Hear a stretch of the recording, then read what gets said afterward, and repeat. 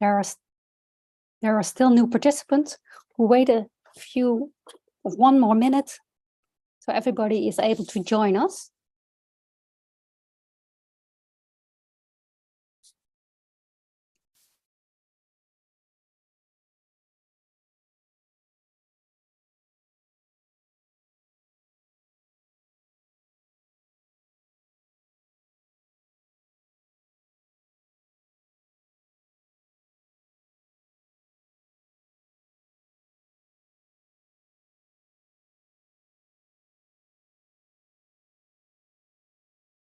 So welcome all of you. We have 32 participants I can see, and the section Functional Neurosurgery is happy to welcome you on this EANS webinar about directional lead for DBS.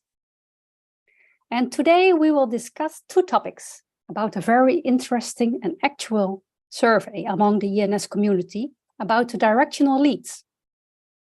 My colleague, Pedro Batista, neurosurgeon from Lisbon, will tell you something about the results. He's also one of the EANS function section panel member. And the second part of this webinar is about the most recent literature about directional leads. Marie Kruger is the presenter of this topic. Recently, she moved to the UK. She's also one of the board members of the functional section of the EANS. After the session, there's time left for questions. Please feel free to participate during the Q&A. We are really interested in your opinion and your experience about this kind of leads. This is also a good opportunity to ask the great experts in the field of DBS your questions. The questions can be asked in the Q&A. Please, Pedro, the floor is yours. Thank you, Linda. Thank you all. I'll just share my screen.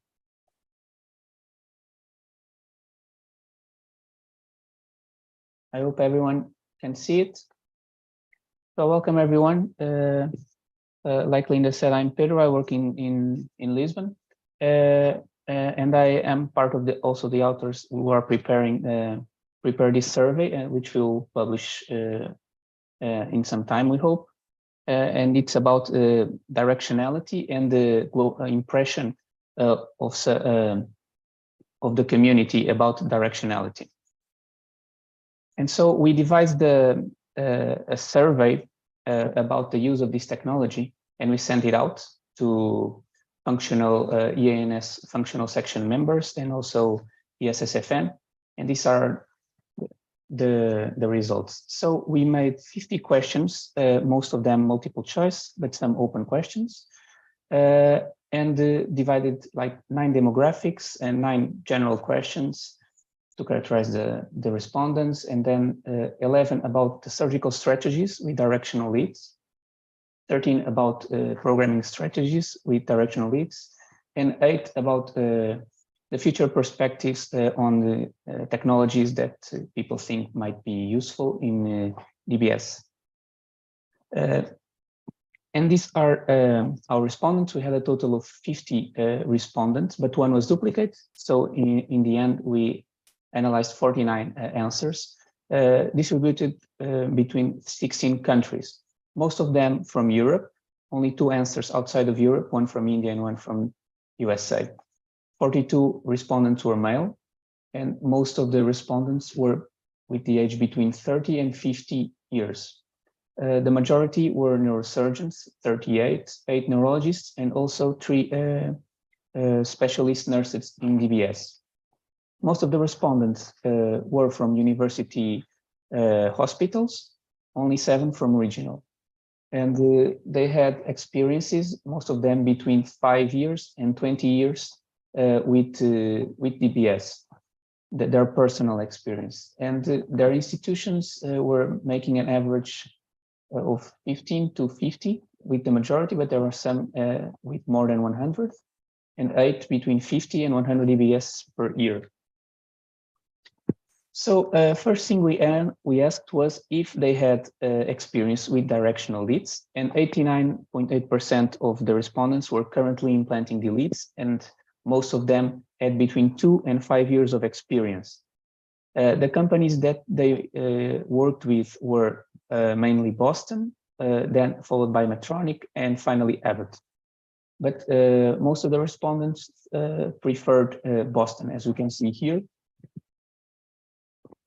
And then we were asking what indications were they doing in their institutions in general.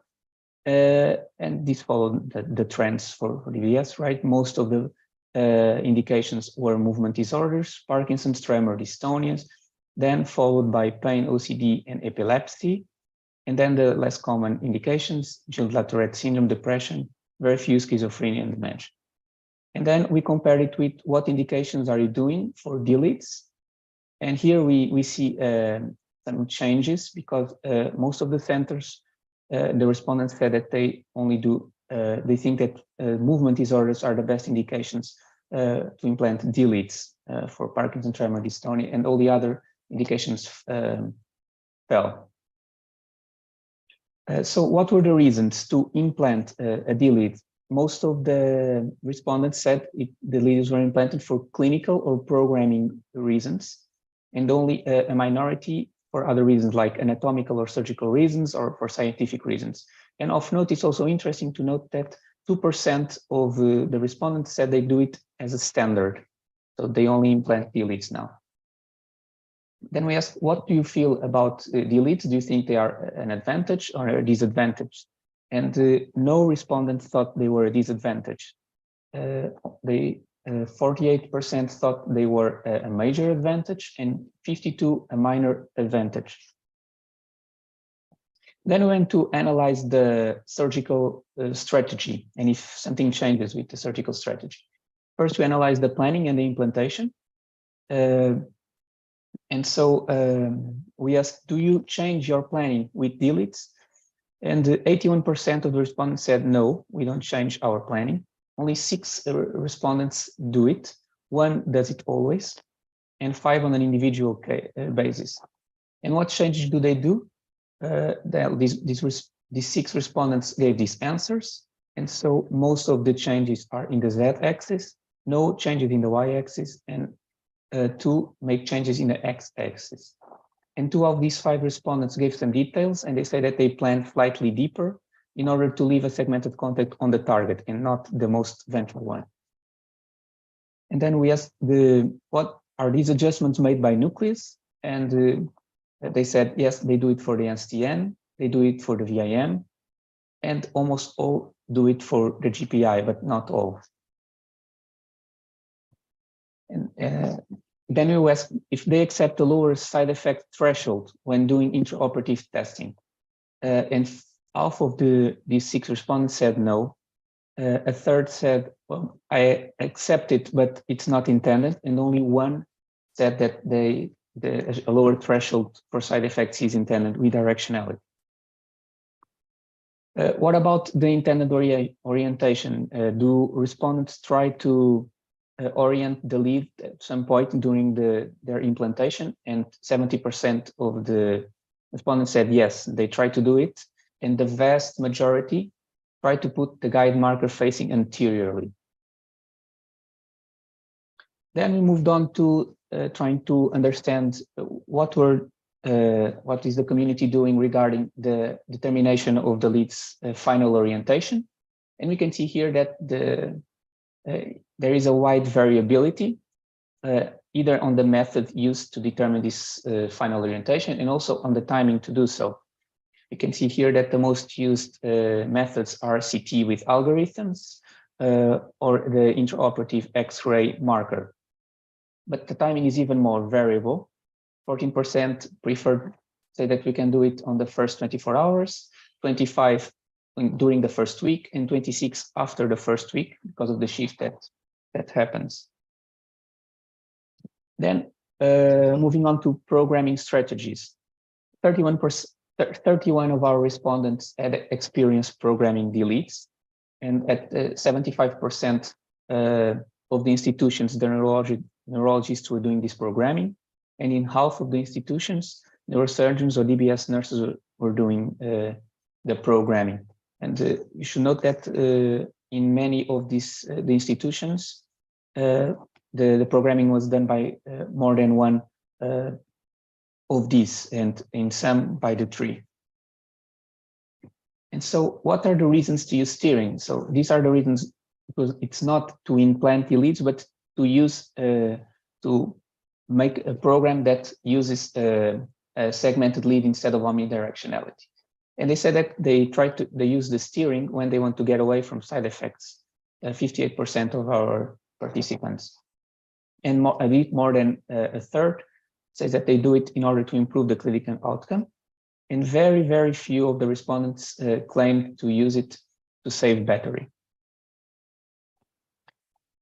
We also tried to understand how many of the patients are using directionality at each institution.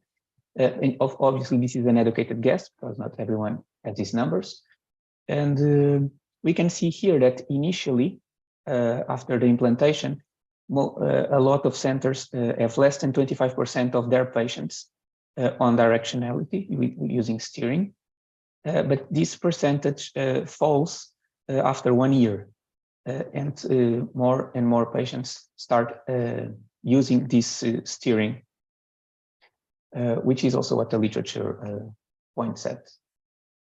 Then, how much time do people take to program the leads? What is their impression? And most of the respondents, 63%, feels that they take longer with the leads. Only 7% feels that they are faster, and the reasons they give, well, these were three responses, and the reason they give is that they use the imaging software, and so they don't do any monopolar review. The second one says more or less the same. They use Guide XT.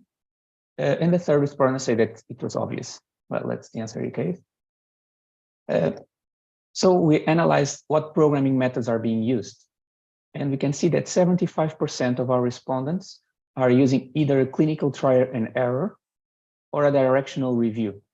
And very few are mainly using imaging software or other imaging methods.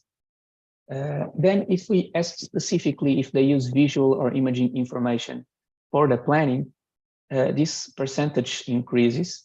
And so 64 says they do sometimes, not always. 7% never, and only 25% say they always use it. What do our respondents think is the main disadvantage of the leads? Well, like we saw before, they think that the programming is too time consuming. It was the winner by far, the 24 responses, and then followed by the price of the leads. But do they think that this disadvantage outweigh the advantages? No, they think that 65% of respondents think that the advantages are still superior than the disadvantages, as we can see in this graph. And do the patients fare better with these programming strategies, with steering?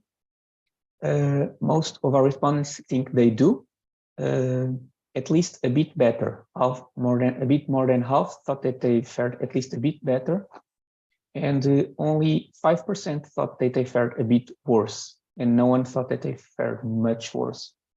And this benefit varies according to indications. At least that's the perspective of our respondents, and they think that PD patients are the indication that benefits the most, followed by essential tremor and dystonia. This is also what we saw in the impression with indications. And then for the other indications, they feel that the benefit is not much.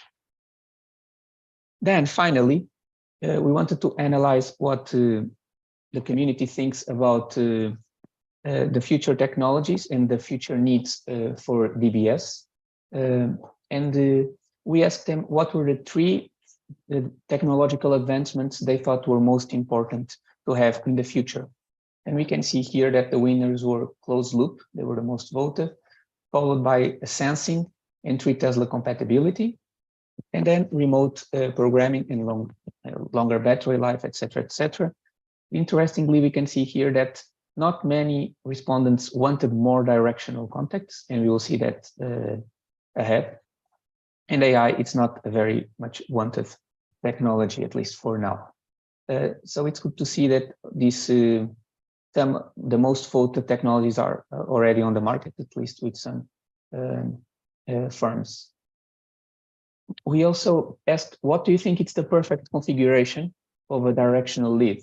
We see that most of the respondents think that 4 segmented contacts divided in 3 would be the best configuration. Not many people want more segmented contacts, and also they don't think that a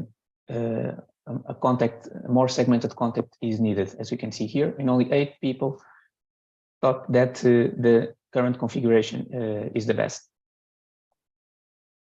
Then we moved on to make some questions about technology. And the first one was if they think that sensing technology could fasten the adoption of directionality. And most of people think so in some way. A minority doesn't think it will affect it. We also asked to what extent do they believe that sensing technology with reported symptoms could revolutionize the treatment outcomes of DBS patients.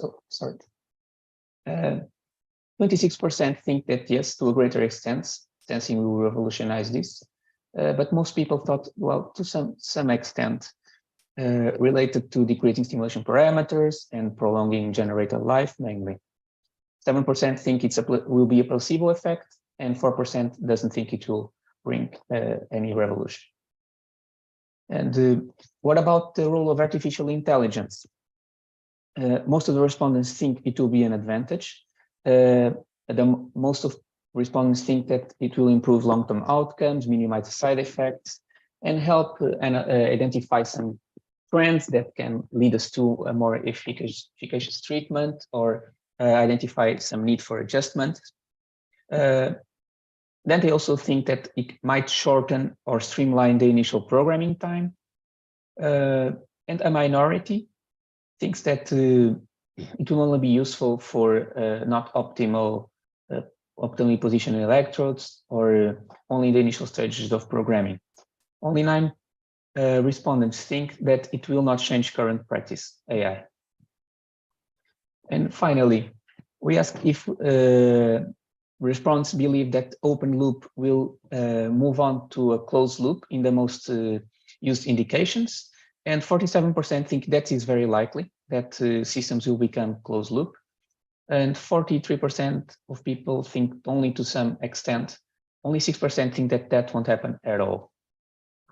And then we were asking what degree of freedom of control we would be comfortable giving the patient and the system. And here we can see that the respondents were a bit reluctant to give full control to an automated system for various reasons, as you can see here. And those were our results. And thank you for your attention. Thanks, Pedro, for this nice overview of the survey results. I think it's very important to know what's going on the DBS field among our colleagues. We have one question in the Q&A, but we will discuss them afterwards. Now I will introduce you Marie Kruger, already introduced. She's a well-known neurosurgeon and will tell us about the directionality of the DBS leads and give a nice overview of the literature. Please, Marie. Thank you very much, Linda. Thank you, Pedro, for the nice presentation. So I'm going to share my screen first, and I hope you can see my slides. So the idea that we had was that Pedro starts with the survey, and now I'll try to give an overview on the D-lead literature. And I'm going to refer back to some of the questions and answers we had to see how much the opinion is in line with what the literature is telling us about directional electrodes. So I'll start with an overview on everything, basically, and then I'll go a little bit more into detail in terms of the experience, lead orientation, lead programming, and then one of the future vision questions. So the first topic that I'm going to cover in terms of looking at the overall experience is with this question in the back of our minds, and the fact that most of the participants actually think that directional electrodes are either a minor or a major advantage. So the overall gut feeling really is that they are better than omnidirectional electrodes. And this is another interesting question and answer. So most people are using the directional electrodes to get away from side effects or to improve clinical outcomes. So let's see what the literature tells us about these aspects. So first of all, I'd like to acknowledge Victor. I can't really pronounce his last name, sorry. He's a PhD student from Denmark, and we know each other through the EANS. And he's helped me a lot putting these, to do this literature review. So he basically did a very thorough review. He got more than 2,000 hits. And after reviewing the abstracts, there were 200 left. And then we went through all these abstracts and cleaned them. And we found 128 relevant papers on directional electrodes. So I think it's important to keep in mind that they came on the market in Europe in 2015, early 16. So we've had them for 6-7 years, a little bit later in the US. So we've got 6-7 years of experience and 128 papers. We can discuss whether that's a lot or that isn't a lot. The majority of publications is on PD or STN, then quite a lot on tremor, very little on dystonia, quite very little on other indications, quite a lot on programming, and a lot on technical aspects, like how do we determine the lead's orientation and when should we determine it. A few reviews and opinions. So I won't go into those, but I'll try to cover all of those. And I'll just try to give a broad overview, really. So I'll start with the PDSTN publication. So there are 36 in total. 18 of them are more theoretical, looking at anatomical correlations and LFPs. There are 12 that are actually comparing directional versus omnidirectional, either settings or old omnidirectional electrodes with new directional electrodes. And there are 6 papers that report on the experience and on programming outcomes, basically. So I won't discuss those now. I'll wait for the tremor papers. And then I'll discuss all these experiences together because it's quite interesting to compare the PD and the VIM programming strategies. So in terms of clinical outcome, there are a few things that are important to consider here. So this is just a table and I'll walk you through it. And I want to go further into detail in these 4 papers. So the early ones, 2014, were just intraoperative studies, just like feasibility studies, or they had very short follow-up times. After that, we had a few studies that had a follow-up time, also very short, 3, maximum 6 months. And in fact, there's only one paper that has a longer follow-up time, which is 12 months. I just think that's important because my personal experience is that we're actually doing quite well in newly implanted patients. You have a lesion effect, and you don't really know whether your electrode is perfectly placed, and it's not really getting challenging before a year is over. So we have to keep that in mind when we look at the literature.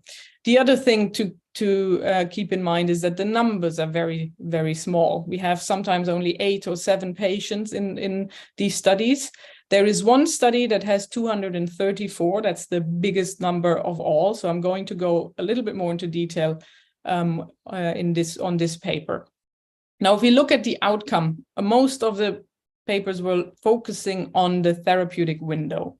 And as you can see with the plus here, that means that the directional electrodes are superior to the omnidirectional electrode when it comes to the therapeutic window.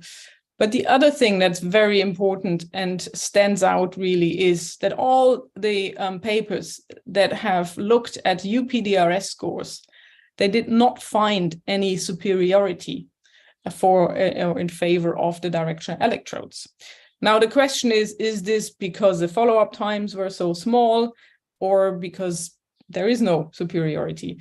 So I think the big question is, do the therapeutic window and, you know, all these theoretical benefits at some point translate into clinical benefits? There is one paper, which is only a preprint, so don't want to discuss it too much because it's not peer reviewed, but I kept it in because this is actually a study where they didn't look at the UPDRS scores, but they looked at other motor tasks like timed up and go, balance. And here it looked like the directional electrodes were actually performing better, although the follow-up was only 1 month after the implantation. So I'll go into a little bit more of a detail here in these 4 studies. So this is the first ever published study by Polo. They did intraoperative tests, 11 patients, PD, 2 ET patients, STN and VIM, and they basically found that the thresholds for effects and side effects were different when they compared the single contacts to the ring mode. And this one is a study from Dembeck that was published in, I think, 2017. It's quite representative of all the other studies that were published around that time because it had a small number of patients and a short follow-up time, but they all showed the same. And basically that the therapeutic window is larger in the directional electrodes, that they have a higher threshold for side effects, but that the clinical results are actually comparable to the omnidirectional settings or electrodes. So this is the study with the largest number of patients, 234 PD patients and 194 with a 6-month follow-up. 37 centers, 7 countries. It's a prospective double-blind crossover study. All sounds really good. If you go a little bit more into detail, I think there are a few flaws, unfortunately, that make the results a bit questionable. But it's still the only study that has, you know, more than 100 patients included. So their primary outcome was the therapeutic window. And what they did was they put all the patients on an omnidirectional mode for 3 months. And then they switched all the patients to a directional mode after these 3 months. So after 6 months, they got the results on the directional modes. Now, apparently the patients and the clinicians were blinded, but they didn't randomize these settings, but let's hope they were really blinded. If you look at the therapeutic window, again, directional electrodes were superior. Don't think that's surprising. That kind of reconfirms everything that we've seen so far. Therapeutic current strength was lower, so also in favor of the directional electrodes. The interesting thing here is if we look at the UPDRS score and we compare the omnidirectional settings to the directional settings, you can see that comparing off versus on stimulation, the actual benefit is pretty much exactly the same. So there's one thing that I don't like about this study, and that's the fact that they did this comparison with medication on. So how much of this is medication, how much of this is stimulation is really difficult to say. And the other thing that I found interesting here was that the baseline before surgery with medication, the patients were actually doing better than after the surgery. And it looks like patients had deteriorated a lot, which is a bit questionable. So I think that's the major disadvantage of this study, that they didn't do it with medication off, which is usually how you would evaluate the amount of stimulation or the improvement of stimulation. So we have to, take the results with, you know, a bit of a question mark. But still, they reconfirmed that the therapeutic window is definitely wider in directional electrodes. The last study I wanted to go into more detail is this one, because they did something slightly different. First of all, they had the longest follow-up, or they looked at the results after 12 months. They compared 52 directional electrodes to 57 omnidirectional electrodes. This was a registry-based comparison. And they did not only look at the UPDRS, well, they did, and it was comparable, but they also looked at the levodopa equivalent daily dose reduction.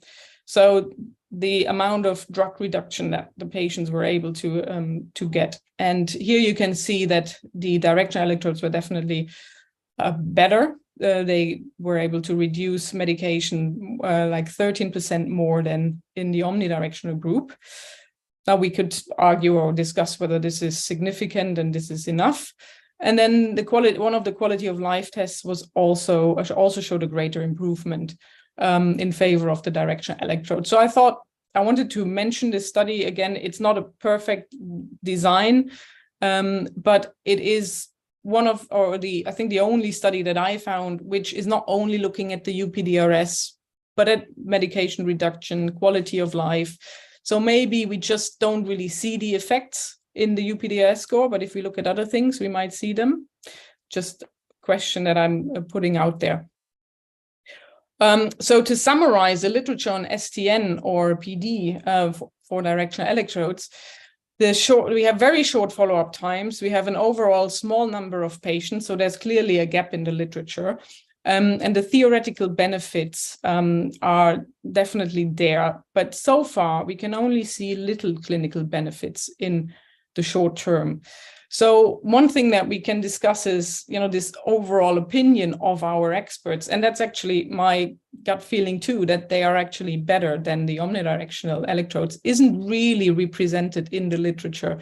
So maybe we just have to wait a little bit longer to get studies that looked at 1-year outcomes or 2-year outcomes, or we have to look at different things and not just purely the UPDRS scores. So again, something I want to put out there to discuss later. Let's have a look at the tremor studies. So tremor and VIM studies, there were 22, 4 that were only or mainly looking at the therapeutic window, 4 that were looking at trying to reduce side effects, 4 that were looking at anatomical correlations, 6, again, experience and programming. So I'll discuss those at the end together with the STN studies, and then 4 case reports, and I won't go into those. So if you look at the time point of publications, again, I think it's quite interesting that there wasn't much at the beginning, and now it just peaked last year. So this is, of course, 2023 isn't over yet, and the literature review was done in April. So we probably will have a lot more by the end of this year. But there wasn't much at the beginning, which is the natural course, but it also shows that we can expect more in the coming years. So just a very brief overview, and I'll just quickly walk you through it. I can make this very short. So if you look at the papers that mainly were focusing on the therapeutic window or the tremor improvement, we have a similar situation as with the STN studies. Very small numbers of patients, and very short follow-up, 6 to 8 weeks. This one was 6 months, but very overall, nothing really beyond a year. This study only had 2 or 3 patients that were actually more than a year or so. Again, therapeutic window clearly in favor of directional electrodes. But again, if you look at the tremor reduction, they're not superior clinically compared to either omnidirectional electrodes or a ring mode. A lot of studies, or 4 studies, were able to show that it's more easy to reduce side effects when you use directional electrodes. This one actually also showed that a short pulse width is superior to directionality. But if you combine directionality and the short pulse width, you can actually get better results than with short pulse width alone. So that was the follow-up study on that. And I'm going to go a little bit more into detail with this study here. This is one of my publications because it's a little bit different, and you can see that it has a plus here. So this was a study where we exchanged electrodes after patients had their electrode for 3 to 8 years. So it's actually still the only study that was looking at a more advanced group of patients. And we actually did find that the directionality had an impact, a positive impact on the tremor. And we were also looking at quality of life. So I'll just show you a few results in a second. And then there are quite a few studies on anatomical correlations. So which some of them are really good, nicely showing the correlation of the fiber tracts and how when you steer into the side effect areas, how that has a clinical impact. And I'm going to discuss this study because it's kind of like a follow-up on our first study here, and to demonstrate or give an anatomical explanation why patients can improve if you exchange a standard lead for a directional electrode. So I'll just discuss this study a bit more in detail. This is from my time in Vancouver with Chris Honey and his team. So we had 6 patients with bilateral VIM DBS who had a standard electrode, and they initially had very good tremor control, optimally placed leads. And we did get further tremor control, but only for the expense of side effects. And after 3 to 9 years, the patient's tremor had progressed to such an extent that the tremor improvement wasn't sufficient anymore.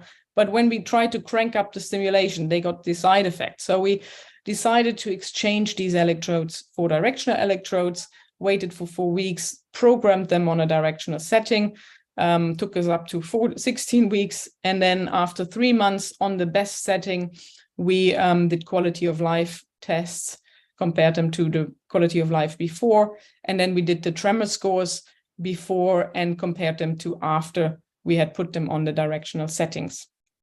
And these were the results. So again, just to remind you, these were advanced patients, not 3 months after surgery, 6 or 3 or 9 years after the first surgery. And we found significant tremor improvement. If you look at the blue bars here that are much lower than the yellow ones, and significant improvements in terms of the quality of life. And we looked at the QUEST, which is the quality of life for tremor, and the VHI, which is the quality of life for voice, because most of them had dysarthria as one of their major side effects. Now, it took us a long time to program these patients, and I'm mentioning this because this will come up later in my talk, and Pedro had mentioned that most people think that the programming time and the longer programming time is the main disadvantage of these electrodes. So the first patient took us 28 hours to program, but we had put them on most complex multi-level directional bipolar settings, really trying everything. And we did not have any images. So it was a trial and error programming. We had a learning curve here. But still, even 4 hours to program a tremor patient is a long time. We usually get them better quite quicker. So what was the anatomical correlation here? If you look at the amount of stimulation of the fiber tracts, this is the cerebellothalamic tract, which is the DRT basically. You can see that the amount of CBT stimulation was pretty much the same for both electrodes. But now we, with the directional electrodes, and because we wanted to replace the best segment with a directional electrode, we had to push the directional electrodes a bit deeper to have the directional settings on the best level, which was usually the deepest. So in some of them, we had a deeper contact, and we used the deeper contacts. And because we were able to use the directional modes, we were able to steer away from especially the ataxia side effect that you often get when you're very deep. And that allowed us to also stimulate the pallidofugal tract. So as you can see here, the difference was huge for the directional electrodes. So we had an additional 20% of tremor improvement stimulating the pallidofugal tract. Now, you could argue that you can do that with a standard lead if you push it deeper, but from my experience, you need directionality to steer away from the ataxia fibers, basically, to get these effects without side effects. That's all I wanted to say about tremor. Now let's move on to the other indications. And this is going to be very quick because unfortunately, if you want to put it that way, there aren't that many studies. So there's truly a gap in the literature when it comes to other indications. There are only 4 case reports. So the yellow ones are all case reports on dystonia. And 2 studies were using the directionality to steer away from a side effect. Then we found 2 other studies that had put directional electrodes in, but they didn't really use directionality. There were 5 case reports, or 4 case reports, and 1 case series with 3 patients on psychiatric indications, 2 case reports on pain, and 1 on dementia. But no publications on epilepsy and no publications on depression, at least nothing that we found. So I think that kind of, in a way, I was a bit surprised. And maybe it's not surprising, but maybe there are a lot of papers in the works at the moment, but there's clearly a gap in the literature for everything other than STN and tremor. So if we look at this question and answer again, and the question how many electrodes or how much directionality is actually utilized, so we can see that the later, the more patients are on a directional mode. So let's have a look at the literature if this correlates with what's been published so far. So there are 6 papers that were looking at STN and tremor, and 1 looking at VIM only, 1 looking at STN only, so 7 publications in total. Reasonable numbers. Main targets were the VIM and the STN, very few that used GPI for PD patients. The follow-up times, again, were relatively short, usually around 6 months. There is 1 study that stands out a bit because it was looking at 3 months, 12, 24, and 36 months. So I'm going to go into more detail with this publication. And then this one is quite representative because it was after 6 months, and it had quite a lot of electrodes on a directional mode. So this was this one with 57 PD patients, 105 STN leads, 33 ET patients, and 52 VIM leads. And what we can see, when we look at the PD STN patients, that the therapeutic current strength was in favor of the directional electrodes. Again, therapeutic window in favor of the directional electrodes. Again, they didn't look into UPDRS scores or anything like that. And what you can see is that the majority of patients here, both STN and VIM, was on a directional mode. So 73% of STN patients and 78% of the VIM patients at the 6 month follow-up were on a, sorry, that doesn't quite match, 65 it was, sorry.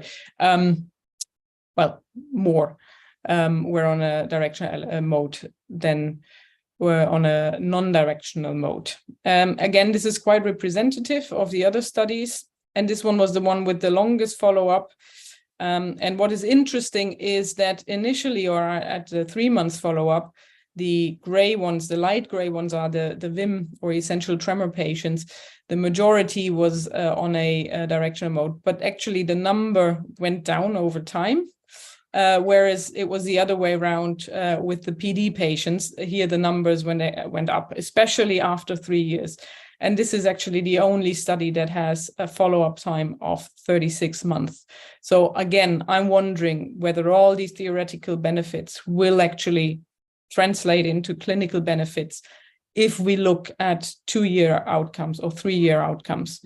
The reasons why the directionality was used is quite similar for both leads. Initially, side effects or to get better tremor control.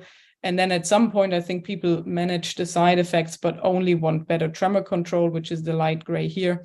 Same for the VIM.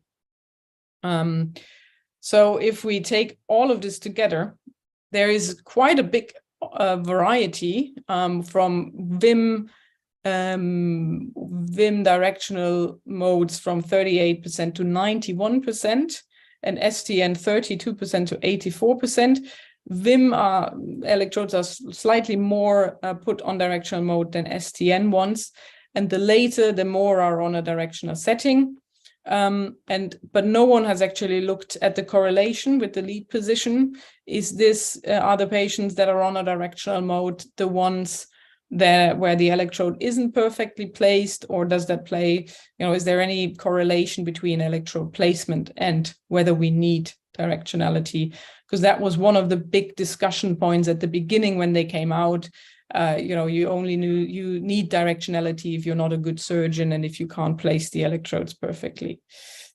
Moving on to lead orientation.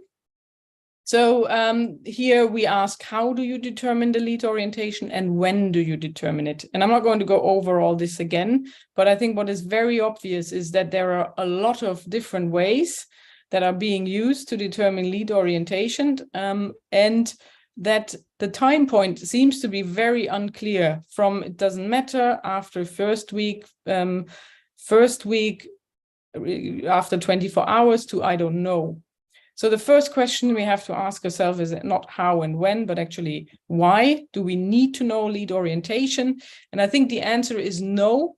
If you only want to do black box clinical programming like we've done all these times.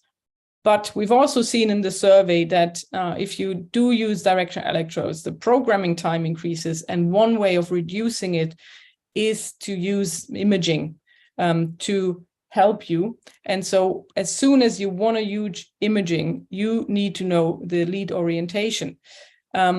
Because if you have an electrode here and you have a side effect, like a capsule side effect, all you have to do is do a few clicks to steer away from it. But of course, you need to know exactly how the lead is oriented. Otherwise, there's no point. And actually, if you're not sure, it'll confuse you more than it'll help you. So there are many ways. An X-ray is unfortunately not accurate enough. If you look at the marker and if you look at the electrode here, it's actually, the marker looks pretty much the same on an X-ray from minus 30 degrees to plus 30 degrees. So this is something to keep in mind if you're using an X-ray. The way to make this system or this method more precise is to use the iron sight method here, which means you're using the lines in between the split contacts. This will only increase your accuracy to 12%, which I think is probably good enough for clinical practice. But the marker or these gaps will still look the same between minus and plus 6 degrees. And you also have to keep in mind that this is in relation to the frame and not to the ACPC line. So if you put the frame on with a bit of an angle, which usually happens, not huge, but that adds another 2 or 3 degrees. So it's not the most reliable method. The rotational fluoroscopy, this was a paper by Peter Reinacher in 2017. I think the first one that was really reliably detecting the lead's orientation. Is much more precise. You can break it down to, I think, 2 or 3 degrees. So if you look here and you look at the marker, it looks the same. But if you continue to rotate it, at some point, you can see the iron sights here. And because you can go back and forth, you can find them when they're at their brightest. And that's when the electrode is truly anterior.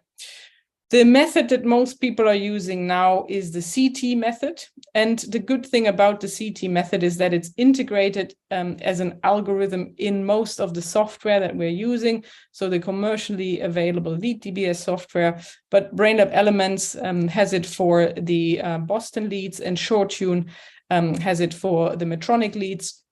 So basically, we only have to press 2 or 3 buttons, and then we get the lead orientation. The disadvantage is that for at least some of the versions, you still have to tell the program whether the lead is oriented with an anterior or a posterior orientation. And from my own experience as a surgeon, I know that sometimes we don't get it right, although we think we do. And then the other disadvantage is there's no way of controlling this, or you just have to trust the CT blindly. Whereas with the rotational fluoroscopy, you can actually see it with your own eyes. The next big question is, when is the orientation stable?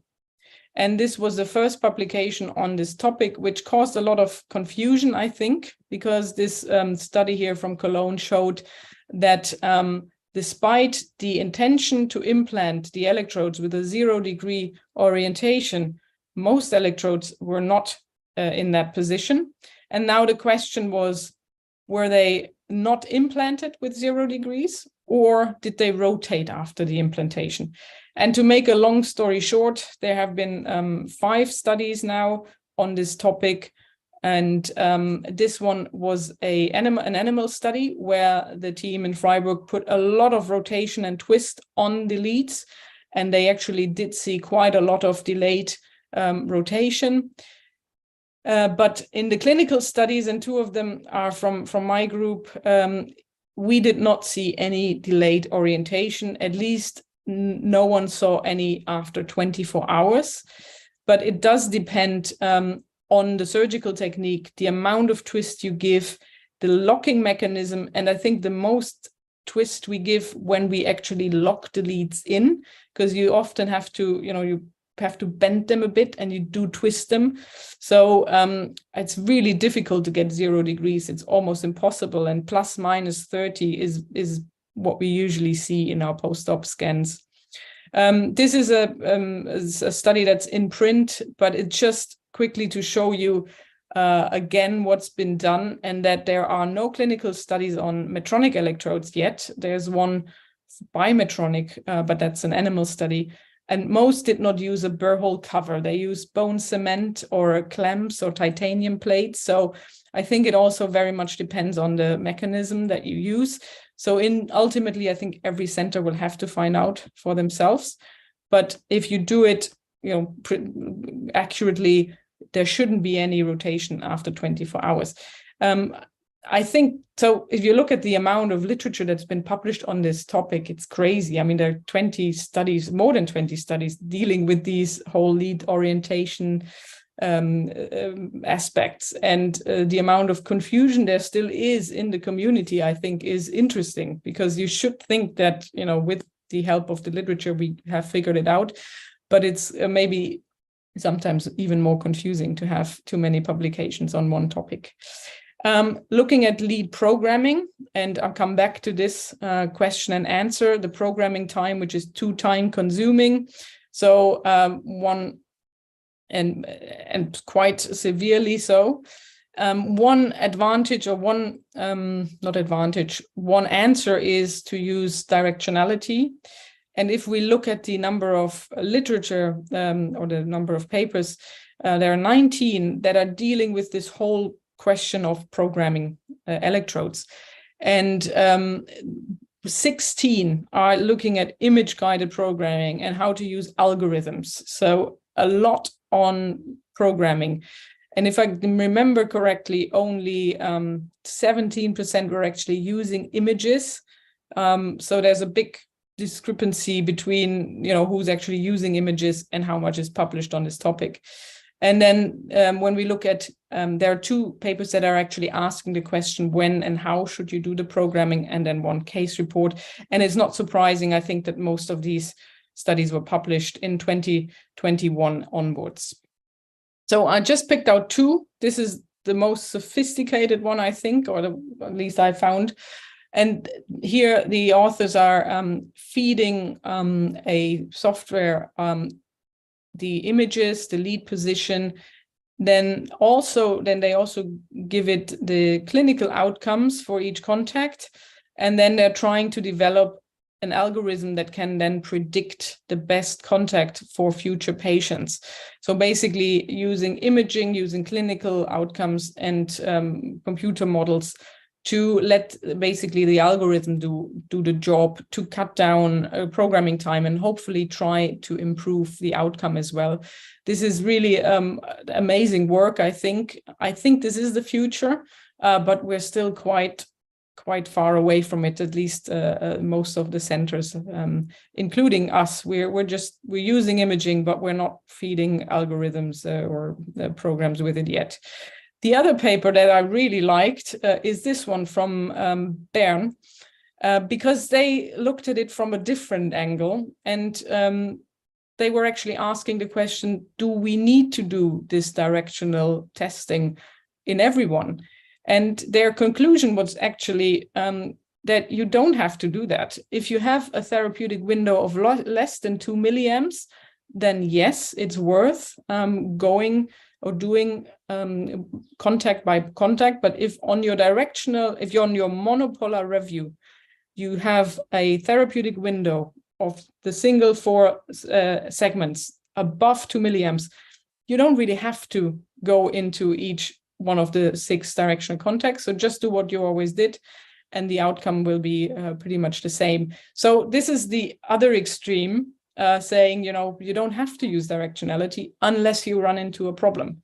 I spoke to Paul Kruck, who's one of the co-authors, and he says, we're actually only doing the directional testing in probably around 20% of patients now, because you don't really need it that much. Okay, last slide, future vision. I just wanted to pick out this question because I think it's very interesting, because this was the wish list of our authors. What do we want? A lot of these things we already have, I think. We have sensing in the Medtronic electrode. We have 3T compatibility also in the Medtronic electrode, but to be honest, we do 3T post-op scans with our Boston leads as well. You just have to do a few tests before. Remote programming we have from the Abbott leads, and automatic orientation detection. I think that's integrated in the softwares that the companies also provide. There we're quite close to closed loop, or we're getting there with the sensing abilities now. Longer battery life. I think now that Medtronic is bringing out a rechargeable battery for the sensing, I think that's a step in the right direction.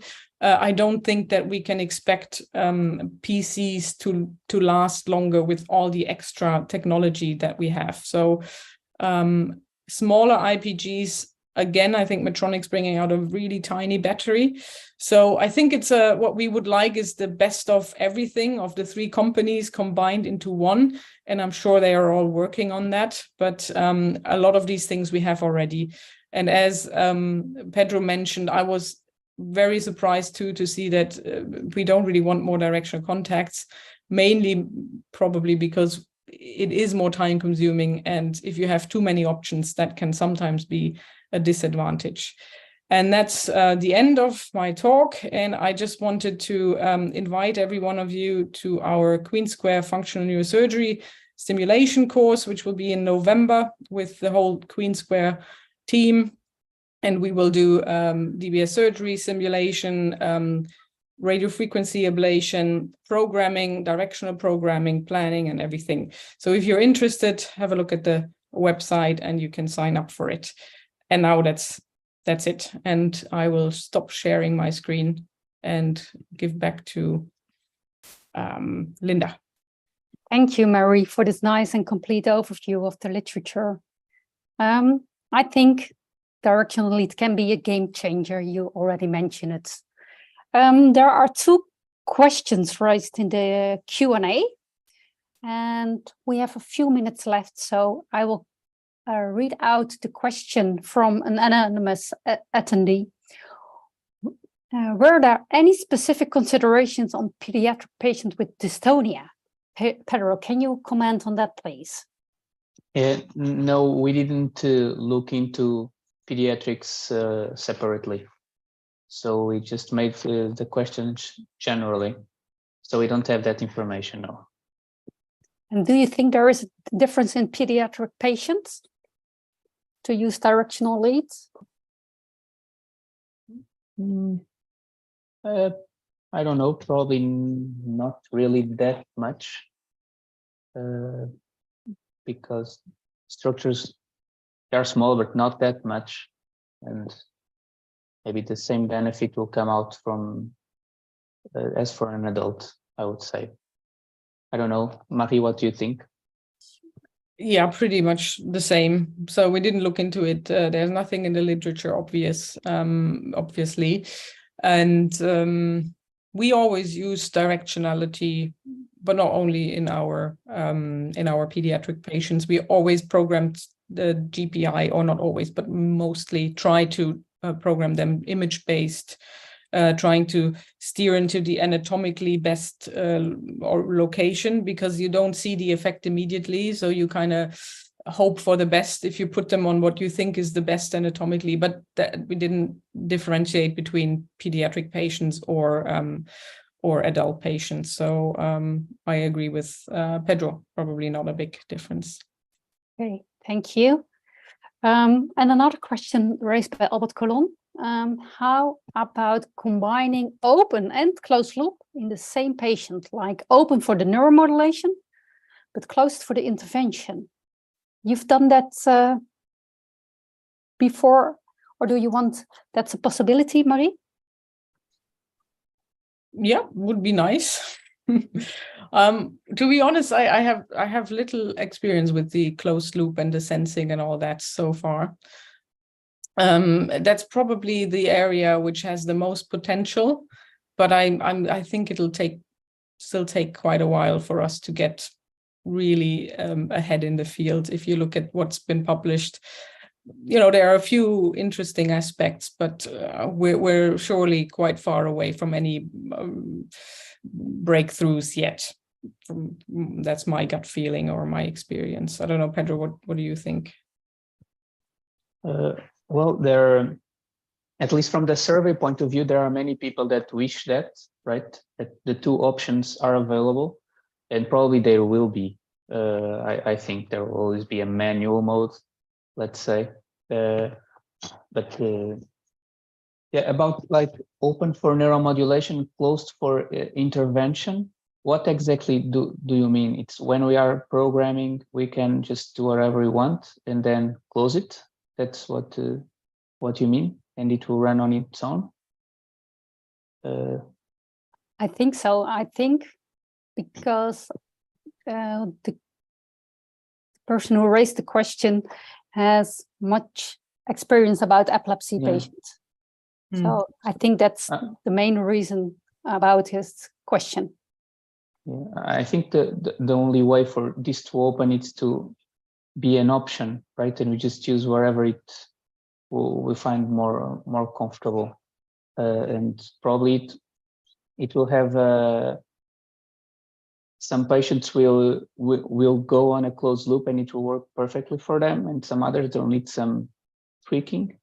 But I think this technology will need to be fed by all the sensing information that Medtronic is collecting now. So the more, it's like an AI, right? So the more you feed it, the more well trained it will be. And so I think we just have to wait to see. Okay, thanks. Marie, I have a question. What do you think the industry or suppliers should focus on regarding new technologies? Do you think the automatic post-op planning or programming, you mentioned it a little bit, but what do you think the suppliers should put their money on? Well, I'm always a bit torn between making it more complex and having it, going back to the simple model that we used to have, because that seemed to work really well too.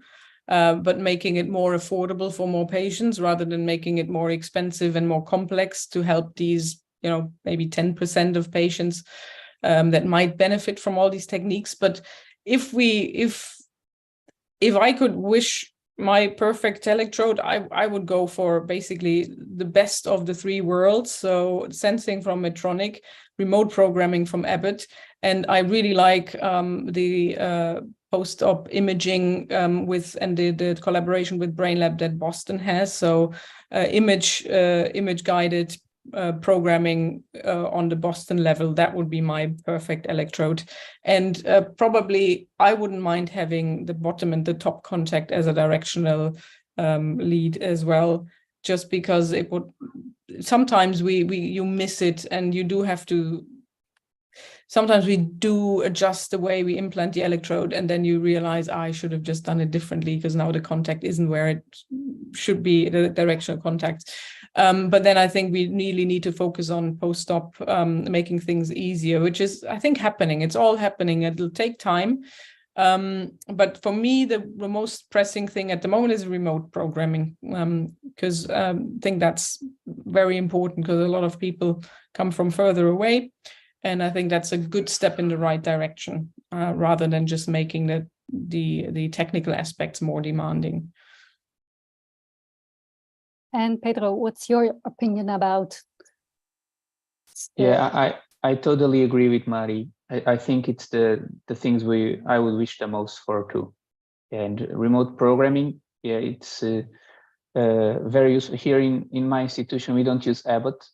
And indeed, we have this problem because patients come over a lot of kilometers just to be programmed for like 1 hour. And so, yeah, but I totally agree with those technologies. What's your opinion, Linda? I think remote programming is a big advantage, but I really like to have one complete setup of all the information for the patient in one single device, like the contacts, the electrodes, the steering electrodes, the position, the MRI scan on a real tiny tablet or display, which I can show to the patient as well. And not all the different planning stations, all different devices. I think that it should, for me, be of big advantage.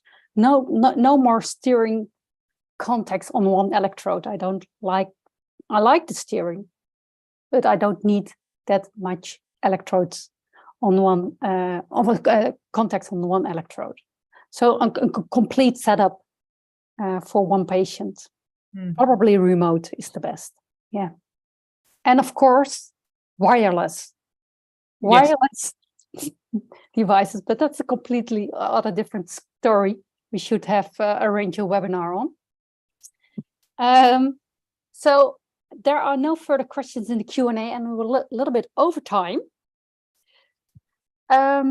So if there are no further questions to these experts, I will close this session for today, and I will thank the speakers and for you joining, and hope to see you on the next webinar or on the next ENA Congress in Barcelona, and have a nice day. Hope to see you soon, and stay safe. Have a nice evening, everyone. Thank you all. Thanks for joining. Thank you. Bye-bye. Bye.